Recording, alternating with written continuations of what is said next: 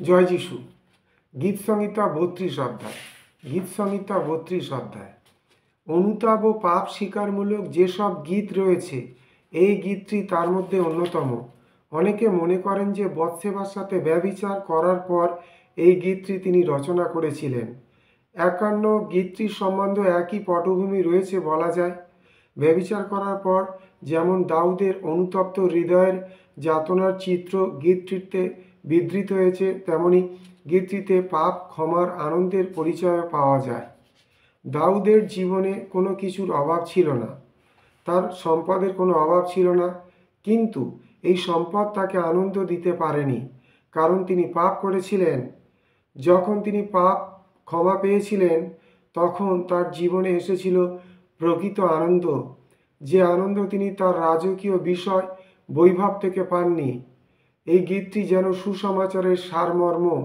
যদিও গীতটিতে খ্রিস্টের কথা নেই, কিন্তু রয়েছে সুসমাচারের ইঙ্গিত, অর্থাৎ পাপ ক্ষমা করার কথা।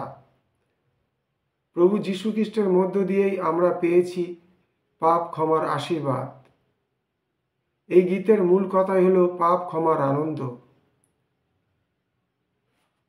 1 থেকে 6 পদ। পাপ ক্ষমার আনন্দ ও পাপ গোপনের যাতনা।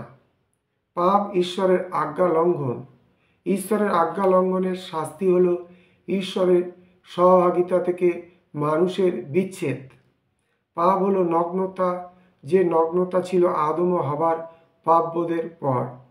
দাউদ যেন তেমনটি নগ্ন ছিলেন ঈশ্বরের কাছে, আর ঈশ্বর তার সেই নগ্নতা আচ্ছাদিত করেছেন দাউদের পাপ ক্ষমা করে। দাউদের বিরুদ্ধে ঈশ্বরের যে অভিযোগ ছিল, সে অভিযোগ তিনি ভুলে গেছেন, কারণ দাউদের পাপ তিনি ক্ষমা করেছেন। দাউদের পাপের ক্ষমা লাভ তার জীবনে ঈশ্বরের আশীর্বাদ বয়ে এনেছে। এক সময় ছিল যখন দাউদের মনে কোনো শান্তি ছিল না। রাজ সম্রাটের ভোগবিলাসের মাঝেও মনে হয়েছে তার জীবনে ঈশ্বরের কোনো আশীর্বাদ নেই। তার মনে কোনো শান্তি নেই, কারণ তিনি ঈশ্বরের দৃষ্টিতে পাপী বলে গণ্য ছিলেন।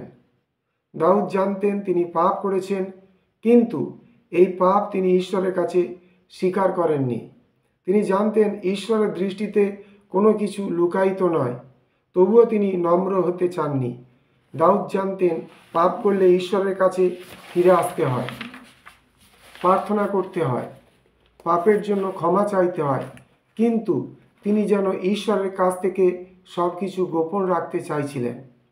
এরই ফলে দাউদ অন্তরে ক্ষতবিক্ষত হচ্ছিলেন, তার জীবনে উৎফুল্লতা নিভে গিয়েছিল, পাপের দহনে তার অন্তর দগ্ধ হচ্ছিল।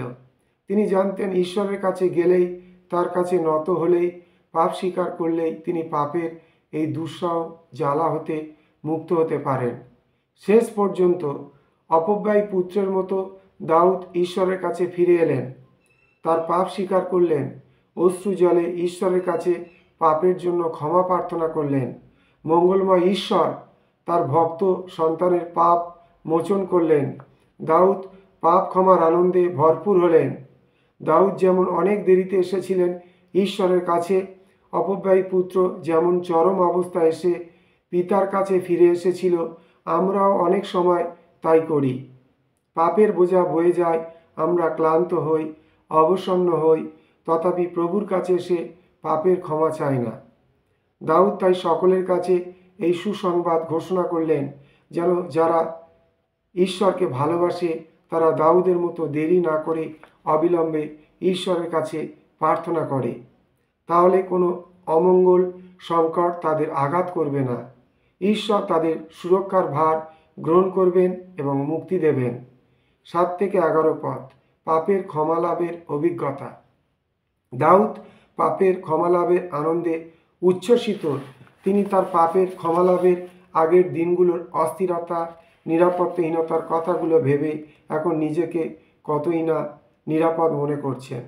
এখন ঈশ্বরই তার নিরাপত্তার আশ্রয়, কারণ ঈশ্বরের সাথে তার আর কোনো বিচ্ছেদ নেই। ঈশ্বর তাকে সুরক্ষা করবেন।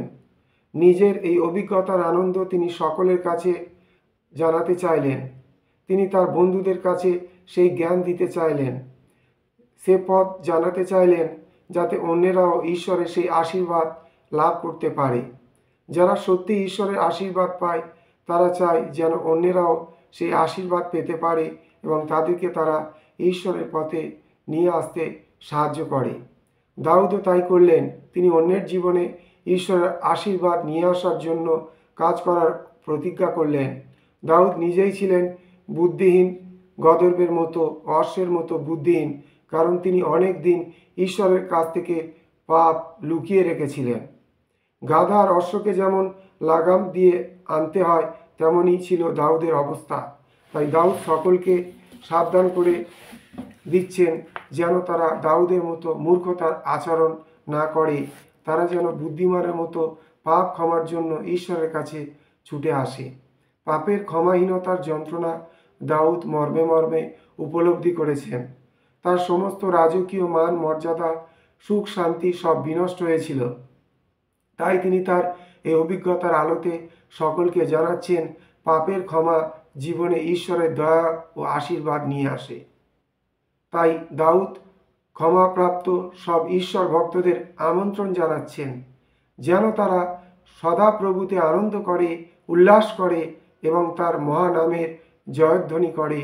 সত্যি ঈশ্বরের সাথে সহভাগিতা থেকে বিচ্ছিন্ন জীবন দুঃখ যাতনার জীবন। দাউদের ব্যক্তিগত জীবনের একটি পাপ তাকে ঈশ্বরের কাছ থেকে অনেক দূরে নিয়ে গেল, ঈশ্বরের সহভাগিতা থেকে তাকে বঞ্চিত করেছিল, তার জীবন করেছিল নিরানন্দময়। আমরা অনেক সময় অনেক পাপ নিয়ে দিনের পর দিন যন্ত্রণার মধ্য দিয়ে জীবনযাপন করি, অথচ ঈশ্বর পাপ ক্ষমার জন্য কি অপূর্ব ব্যবস্থা রেখেছেন। খ্রিস্টের রক্তে আমাদের সব পাপ মোচিত হয়েছে এবং আজও তার রক্ত আমাদের পাপ থেকে সূচি করে ও ঈশ্বরের সহভাগিতায় আমাদের নিয়ে আসে। তাই আমাদের উচিত লুকিয়ে না রেখে ঈশ্বরের কাছে পাপ স্বীকার করা, যেন তার ক্ষমা পেয়ে আমরা ঈশ্বরের সহভাগিতার আনন্দে আবার আনন্দিত হতে পারি। জয় যিশু।